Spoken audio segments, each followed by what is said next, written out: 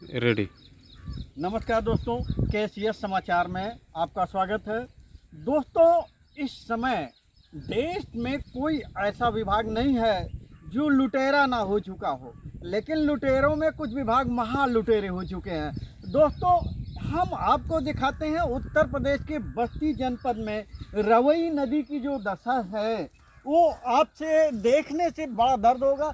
ये नदी, रवई नदी, इतनी पुनीत, इतनी पवित्र नदी थी कि कभी इसमें बहुत मीठा जल होता था, पशु पक्षी पीते थे और राहगीर भी जो है अपनी प्यास बुझाते थे। लेकिन इस समय रवई एक गड्ढे में तब्दील हो चुकी है। दोस्तों, रवई नदी का पहले हम थोड़ा सा आपको इतिहास बता दें। रवई नदी जो उत्तर प्रदेश के बस्ती जनपद के बभनान कस्बे से सटा हुआ, जो कुछ गोंडा जनपद से जो है निकल करके और बस्ती जनपद में जाकर के कुआनो नदी में मिल जाती है। दोस्तों, इस नदी के रख रखाव के लिए सरजू नहर खंड वालों ने अपनी जिम्मेदारी को ले रखा है। जगह जगह उन्होंने बोर्ड लगा रखा है, लेकिन क्या है, माल मलाई के आगे जो है इसका कभी ना तो सफाई होता है, ना तो इसकी देखभाल होती है।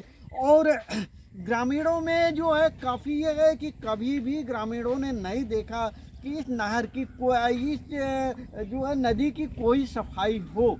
तो दोस्तों, हम आपको दिखाते हैं, ये जलकुंभियों का अंबार है। और ये जो है इस तरीके से गड्ढों का जो अंबार है, इसकी जिम्मेदारी सरजू नहर खंड की है कि वो नहर की सफाई कराए।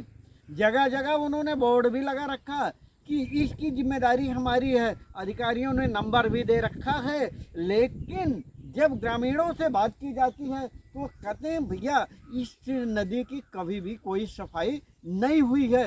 तो दोस्तों, ये जो हम बात करना चाहेंगे आपको कि जो दृश्य हम आपको दिखा रहे हैं, ये काफ़ी जो है आप महसूस कर सकते हैं कि ये नदी रो रही है। ये नदी अपने अस्तित्व में जो है खत्म होना चाह रही है। और हम आपको दूसरी तरफ का भी दृश्य दिखाएंगे। ये देखें आप, ये दूसरी तरफ का दृश्य है। इस तरीके से झाल झंकार क्या नदी की परिभाषा है।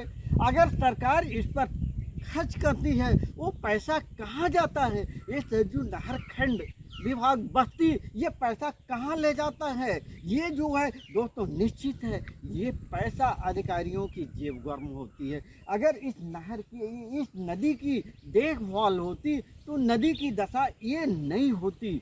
और सरजू नहर खंड जो है अपने आप में कहीं भी नहीं, जहां उसने नहर निकाली है उस नहर से किसान सिंचाई नहीं कर पा रहे हैं और सिंचित एरिया का बोर्ड भी उन्होंने लगा रखा। तो दोस्तों, इस तरीके से देश में जितनी भी संस्थाएं चल रही हैं वो बदहाली की कगार पर हैं, लूटने के कगार पर हैं। लेकिन ये विभाग महालुटेरा बन चुका है। तो दोस्तों, अगर हमारा चैनल आपको पसंद आता है तो आप लाइक कीजिए, सब्सक्राइब कीजिए। नमस्कार, धन्यवाद।